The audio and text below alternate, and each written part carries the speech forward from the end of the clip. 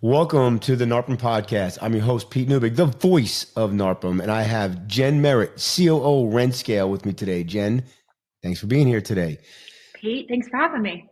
All right, so Jen spends her days helping property management owners, company owners, stop guessing and start growing. She's worked with hundreds of PM entrepreneurs and trained over 200 BDMs on how to sell without feeling gross, awkward, or scripted. I love that because we don't want to be used car salesmen.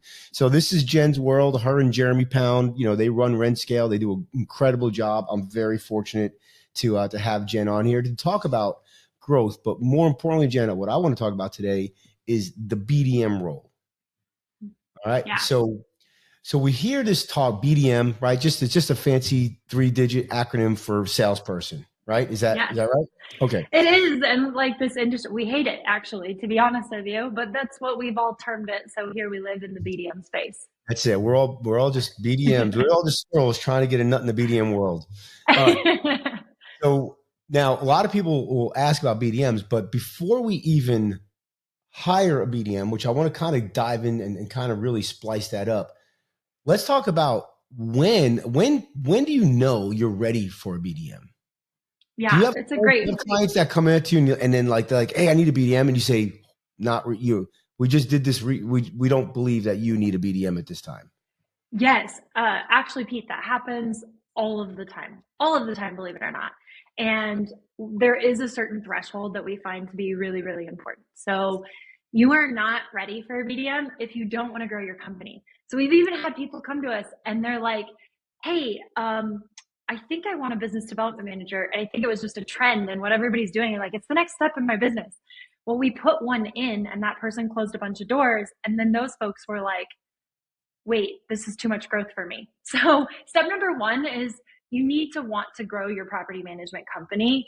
And you just need to have the desire to get a little bit bigger. Not that you have to be a lot bigger. So that's step number one. I'd say step number two is there's two elements or stairs in which we kind of vet you to see which path is better for your business. Because let's be real, Pete, not everybody needs a business development manager. I think that you come to RentScale and you expect that the answer is going to be yes, but it's not. We actually look at your annual door value, how much you're bringing in per client in each client that you bring on. We look at what you're going to pay this BDM. We look at your average door closings, like your RPU. So there's a lot of different factors in there. And what I would say is your very first step is, number one, I want to grow. Number two is, what does your business look like? How many leads do you have coming in? Can your business support a full-time employee? Because that's really important. And there are options, tons of options for part-time employees. Or even we help with fractional business development managers. I hate that word, but we will close doors for you. It's just a fancy way of saying part-time. It's like pre-owned versus used. Yeah. Yeah. I mean, it's about the execution, right? But yes, so that's one step. And then once we feel like your business really supports a business development manager and we feel that you need to go boots on the ground in order to gain more traction in your marketplace, I would say that's where we step into a full-time business development manager, planted and trained by RentScale to make sure that that person has all of the tools and skills that they need to go out there and crush it for you. What about operationally? If I'm running kind of an operational mess, do you find people like, hey man, you're like, are you able to see that when you consult people like, hey, your operations is kind of messy. You need to clean a few things up before you hire somebody? Because if your operations is a mess and you bring in more doors, you're just going to have a lot of churn, I would think. For sure. There's going to be a lot of churn in that. I would say unpopular opinion, because we operate in a world where we're all operations people or operationally minded. I am a salesperson at heart, and I believe that growth is going to fix things. I know that if you infuse a ton of growth and you don't have any systems set up, that's a mess. So yes, but what I think you really need to have set up more than how am I going to lease a house? How am I going to screen a house or screen a tenant? I think you really need to have set up your sales system. So what I don't recommend that you do is hire a business development manager into a company because you think it's going to solve all your problems and just tell somebody to go. Like, I don't know, go figure it out. So you need, a playbook, and you need a CRM, and you need to define who your ideal client is. And oh, by the way, Pete, who your ideal client isn't. And we just need to get really clear about some of that stuff. We need to have a forecast in place and know what this person should be signing and what good for this individual looks like. So there's a lot of stuff I think you have to have in place. But I would argue that our property managers out there are scrappy individuals, right? And so I don't necessarily believe that you have to have everything else figured out in your business. I believe that you'll sign doors on and you might fumble through some of them. But more importantly, and what I think we as a whole tend to forget to put first, is your business can't operate without people to operate for. So for me, and again, I'm biased because I'm a salesperson, but growth in is more important than figuring out your ops.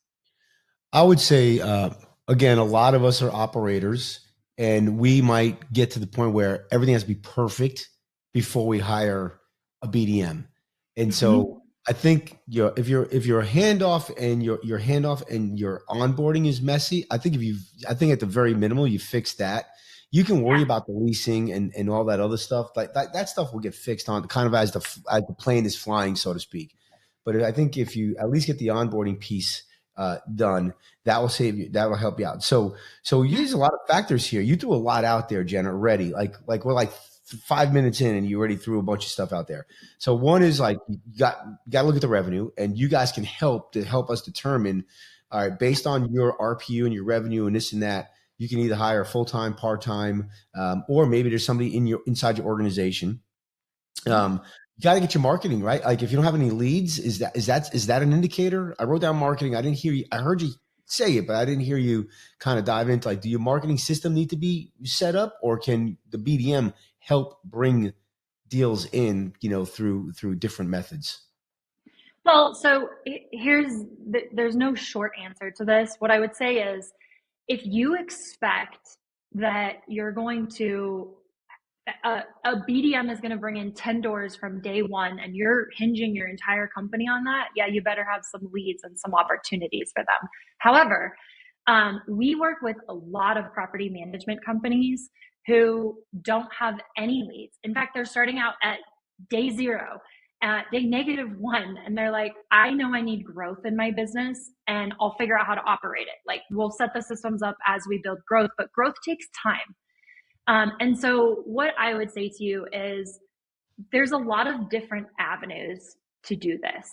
And I think that as you're trying to infuse this and figure out which path you go and how many leads you actually need, what you need to sit down is, you got to figure out what your forecast is. You have to sit down and say, okay, how many doors am I expecting? How many leads am I expecting? And at the industry benchmark conversion rate, am I going to convert enough of my leads into doors that I'm going to see the growth I want? Here's the thing. 0 leads coming in means you've got to put a BDM boots on the ground who's going to go to your investor events, who's going to host events for you, who's going to network with realtors, who's going to make Furbo calls, who's going to get a list based on SIC codes and start picking up the phone. I don't believe that if you have 0 leads, you can expect them to convert anything. Now, that being said, let's say you only have 10 leads coming in a month. That's better than no leads, and you at least have something started. So at that point, you might want to hire somebody in part-time. So like RentScale's closer package, where we close leads for you, that's something that you might want to look into. If you have a couple leads a month and you're like, yeah, you know what, I could stand to infuse 3 to 5 doors a month. I'm going to grow my company. I'm going to build my operations out. I'm going to scale a little bit slower, but I'm going to scale right. That's perfect. So I think there's a lot of different avenues that you can go. And so many different factors. And that's why I love business, right? Because there's not just one cookie cutter. Yeah. So if you're not sure if you need a BDM or you can afford one, like, call Jen and Jeremy over at RentScale, and they will kind of help you out with that. So now let's say I'm ready. I want to hire, like, I got a few leads coming in. I got 10 to 15, 20 leads coming in. My operations is pretty good. I'm making money. I know I can afford somebody, and I want to grow, and my team is ready for growth. right? So I think I hit most of the bullet points there. All right. So now I want to hire a BDM. Where do I find them? Good question, Pete. Well, okay, so there's a lot of different methods that we use to find them. In fact, we tell you specifically to use two. So first is we are actually getting a ton of great candidates from LinkedIn. Believe it or not, we get a lot of good people from LinkedIn, and they usually have the type of mentality to develop into a top performer. Don't ask me what the correlation is. I couldn't tell you, but LinkedIn is definitely something we recommend. Then we like your choice of either ZipRecruiter and Indeed, but we have a very unique hiring process because you got to weed out the bad ones on those platforms, but that's really where I go to find a BDM. Also, some of the most successful people that have come across as a BDM are employees that actually are misaligned with what they were meant to do in life. So I've had a lot of property managers who actually have the sales bone in their body. We're training one right now for Robert Deloso, and she's incredible. And so they come with this really cool subject matter expertise. As long as they have some of the sales attributes that we look for, that's also a great path. And then, the best one of all, put it out to your network. Word of mouth is super powerful. And when you hire employees that or that somebody else knew and it came to you through a personal funnel, those people generally stay longer. So I always like to put that out there too. Okay. Now, so before I put the word out, I really need to understand a few things, I would think, right? Like I need to have like a job description, right? I think I need to know what's expected. I think I need to know maybe what I'm going to pay, right? How I'm going to pay them. So let's talk a little bit about like you had said a lot of boots on the ground is what you call it, and I guess that's kind of like people that actually have to go out and do things. Is there a not boots on the ground where I just sit back and I just get leads? Is that even something that's possible in the industry? Well, that's one of the products that we are launching actually at the end of this month, Pete. Yeah, it's like I signed you up for it. I did not know that, people. He did not know this. He did not know this. Pete, you are the first person I'm telling about this. Like exclusive. We have not announced this. This is Jeremy and I so far that know this. So yeah, we are announcing. And now my tens of listeners, Jen, tens of listeners. And your tens of listeners now know, yes. But yeah, if you have at least some leads coming in every single week, we are putting an offering out there that you can pay us a per door commission. So there's no monthly charge or setup fee, but we are going to have a trained pool. Will do it. Yep. I have a trained pool of business development managers who are going to take the leads remotely. And this product is specifically designed for PM companies that are not ready for boots on the ground, but want to get their growth going and have a few leads coming in. I'll tell you, we're not going to go out there and make for rent by owner calls. We're going to field the inbound, hit speed to lead really hard, and convert what you have. How many leads do you think, like if I'm a company, how many leads do you think you would need to have just this, not your service, but like I want to hire a full-time BDM because I'm bringing in X amount of leads? Is it like, do you think there's a kind of a lead count for that? Or do you find that most people do a hybrid? They're doing both. They're bringing in the leads and they're going out and their boots on the ground. Yeah. So Pete, they're doing a hybrid. But what I say is like, if you sit down and have a consult with RentScale, we're going to sit there and we're going to look at that. And what I would say is it depends on how many doors you want to close, right? It's always going to come back to that. But what I like to see is, this is my ideal scenario. If you have, say, 5 leads a week coming in, I'm a pretty happy camper. Like I can build some great stuff and give your BDMs some solid opportunities to get going and ramp up. And then they're out there from day one, outbound prospecting, which piles on top. And then we teach you in our community about how to market to the people down the buyer's pyramid a little bit more. So you got those coming on top.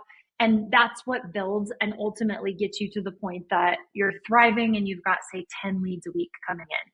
But if you've got a couple we can build off of. It's when you have 0 that I think it's like anything, right? If I don't have any SEO and I hire a marketing firm, it's going to take 6 months before I see anything. If I have no leads coming in, I hire a BDM, it's going to take me 6 months. So get ready to invest. So if your marketing game is weak, it's going to cost you more money to invest on getting those leads and your BDM to to go out, drum up business, and close the business. Yes, right? we say it takes about 6 to 9 months for an outbound pipeline to actually start producing solid leads. So you need to keep that in mind. All right, I'm going to give you a tough one now because it's me. Okay. So BDM have to be local, or could it be a BDM be nearshore, offshore? Meaning, can a BDM be a VA? Good question, Pete. So I think that the best offshore people are actually BDM assistants.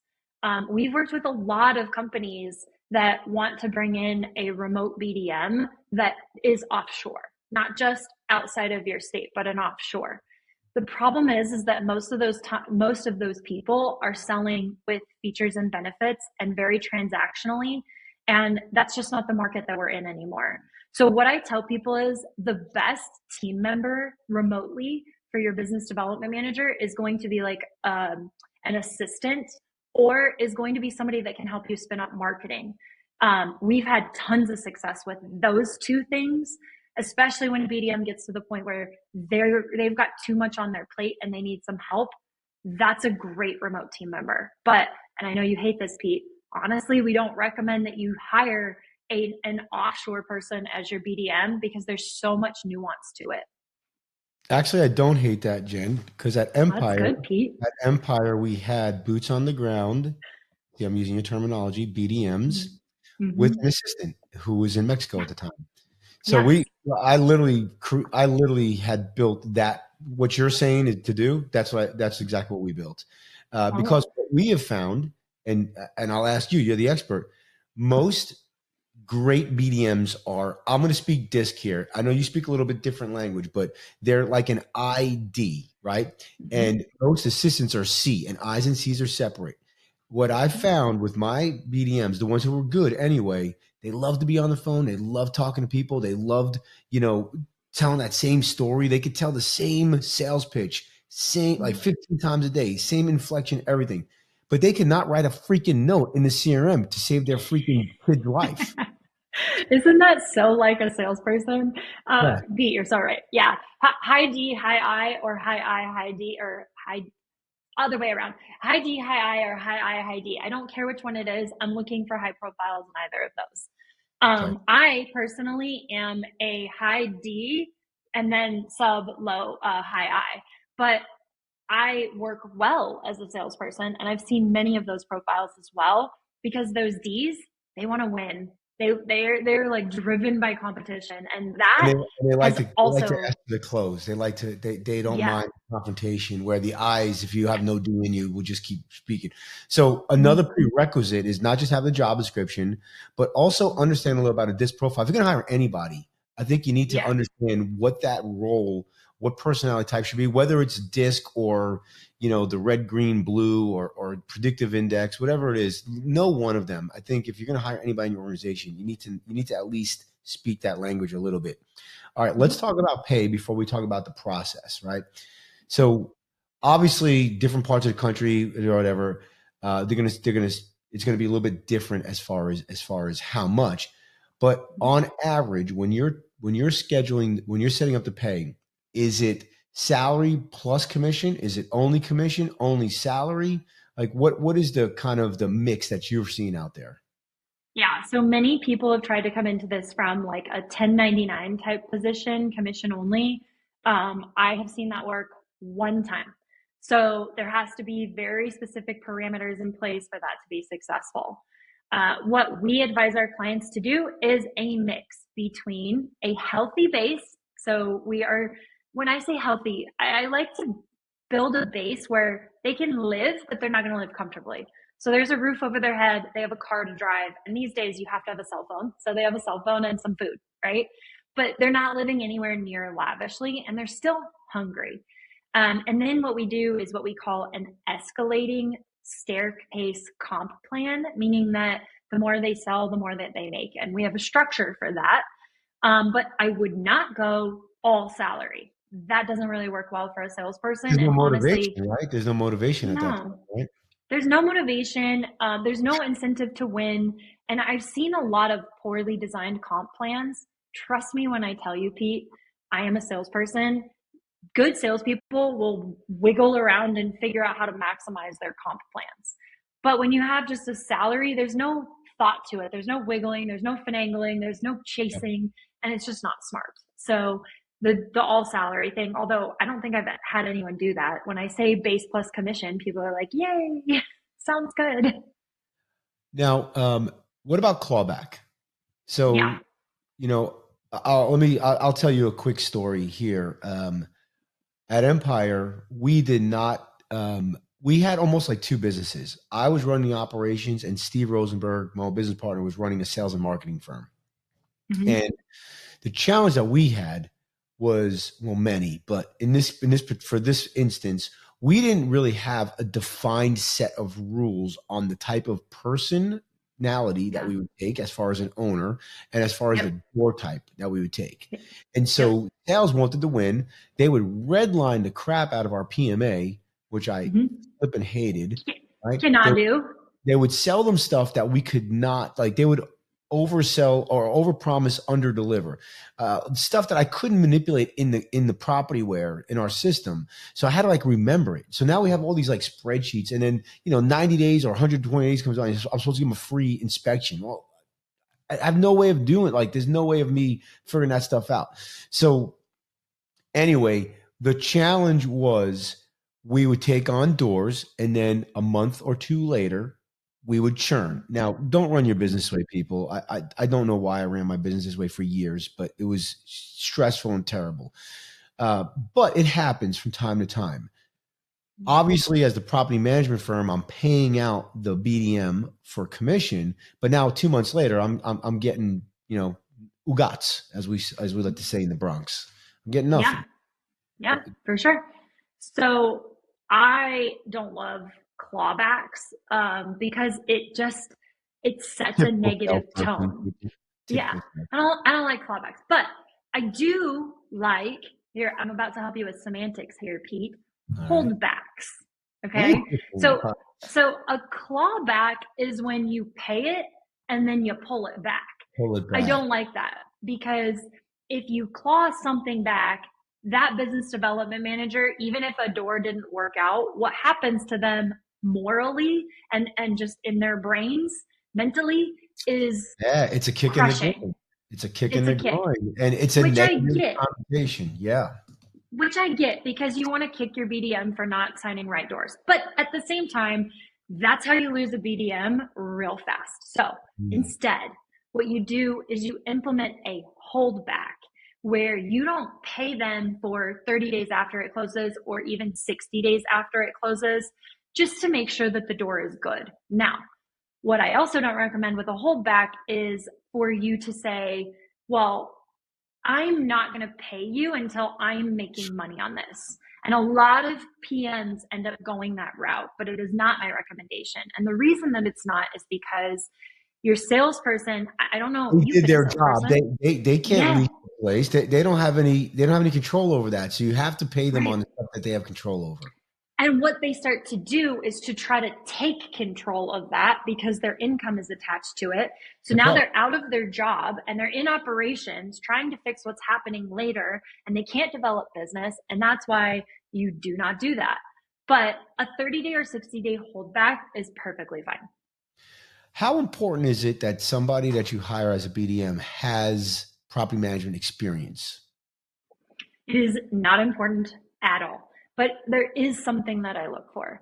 I want some desire or passion around real estate and helping other people build wealth through real estate. Because at the end of the day, I know that we get a reputation as used car salespeople and just trying to sell anything to close a deal. But we teach everyone in our community to act like a trusted advisor.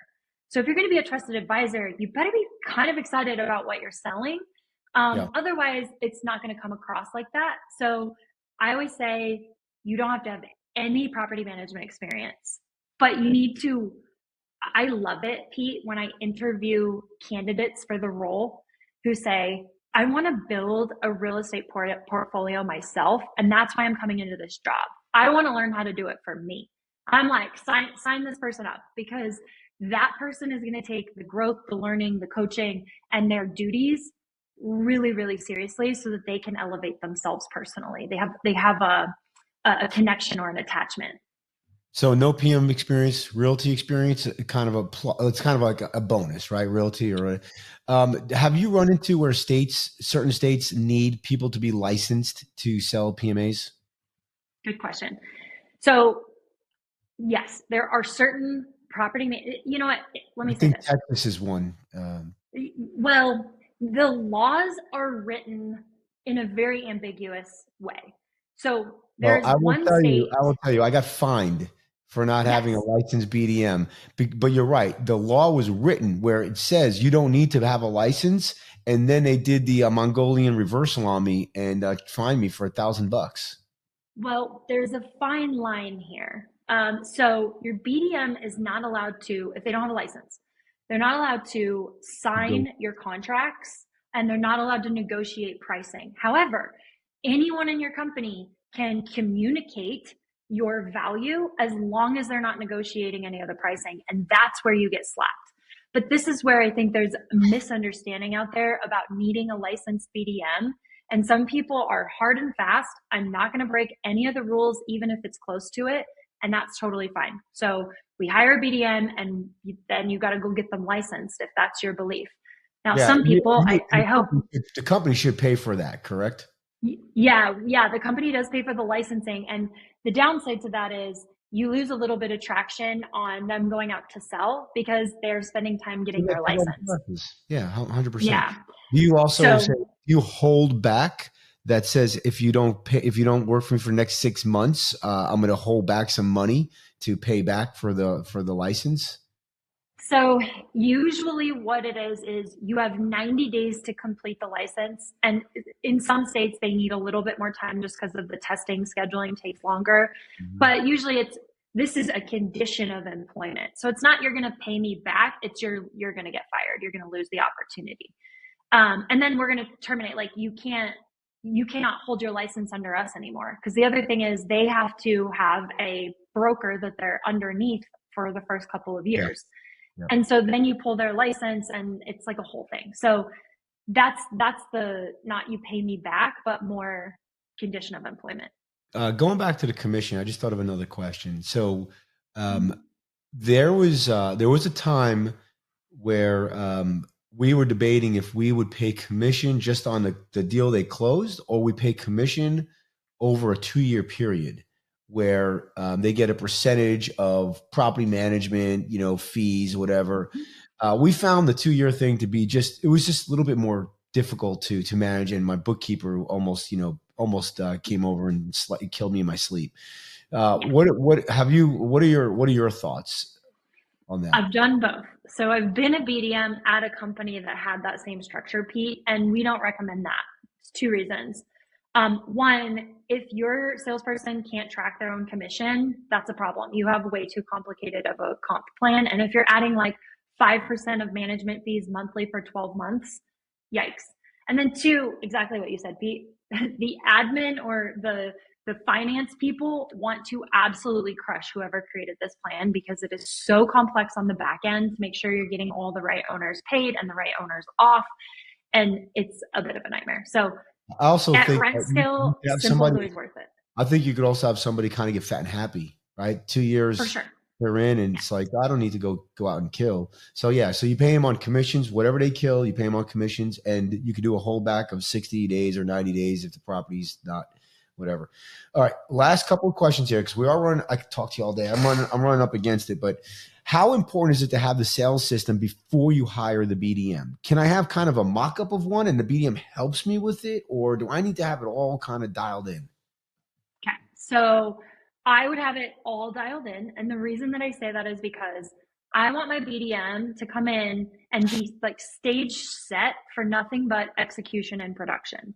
When they get to, I always tell my BDMs, and when I'm hiring and when I'm asking questions of a candidate, do you like to lay the yellow brick road, or do you want to follow the yellow brick road after it's laid? I don't want the BDMs laying the path, because that's one more place that they can escape, or an excuse that they have about why they haven't produced. So what you need to have in place prior to your BDM coming in is we have a list of like 12 things, but basics. You gotta have the job description. You mentioned that. You gotta have your forecast in place. What are you asking them to achieve? You gotta have your comp plan. You've got to have a guide to training, so you know what you're going to train this person on, both in operations and in sales. You have to have an onboarding plan, as well as a 30, 60, 90-day plan.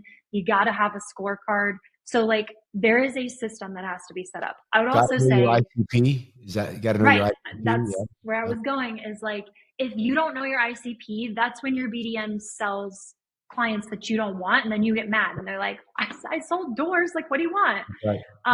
If you don't know your differentiation, and that's part of your system, you don't know your differentiation, then your BDM's going out there saying generic stuff, and you're basically wasting the money on them and wasting the money on your leads. If you don't have a playbook, it's going to take weeks, if not months, for your BDM to memorize all the stuff we do. We're in this world, so maybe we think it's a little bit more simple, but it's not. I have a 40-page playbook.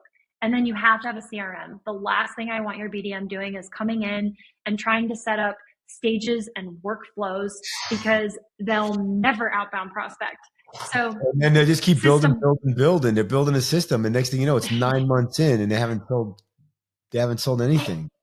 And you have a complete disaster, because honestly, no salesperson should be building out your system. They're not that detailed. Go visit I versus me. That's right. Yeah. All right. So if somebody's listening to this and they're like, oh man, I need to hire a BDM, but that sounds just so damn tough. I don't have all these things. And I need some help. Can you guys help them? Yes, absolutely. RentScale has 2 solutions for your business development managers. It is a execution done for you, paid by door closed, for those just trying to get started or trying to grow a little bit to the point that they can afford a BDM. Or it is help you hire a full-time employee, train them, and then coach them for accountability later on, so that we know that they're achieving the right milestones, and we're kind of your partner alongside that. Do you have a third one where you actually come in and help build the sales system, or is that you do that as well? I was going to say, Pete, we have a fractional sales management where we take it past that next level, and we're like sales managers. But yes, we also help people set up these sales systems that I'm talking about: ICPs, differentiation, unique selling propositions, playbooks, CRMs, forecasts, drip campaigns. Oh my! Oh yeah, drip campaigns. Oh my! We got the Wizard of Oz theme going. Well, Jen, if somebody wants to reach out to you, what's the best way to connect with you? So easiest way to connect with me is either on LinkedIn. You can look up my profile, just Jen Merritt, or Jennifer@rentscale.com. I have a 0 inbox policy. So one night this week, Pete, I went to bed and had 10 emails left. I woke up at 1 o'clock in the morning and was like, I can't do this. And I went through and answered all my emails. That is amazing. And if you listen to this and you have a BDM and they are not putting note 1 into the CRM, give us a call or go to vpmsolutions.com. Don't call me, email me, pete@vpmsolutions.com. I won't answer your call because if I don't know your number, I am old and I am that guy, which salespeople hate because they never get me because I don't answer the call. And if you love this kind of content and you are not a NARPM member and you want to become a NARPM member and you want to go to Broker Owner or NARPM Nationals, go to NARPM.org. or give them a call at 800-782-3452. Jen, thanks so much for being here. See you, everybody. Thanks for having me, Pete.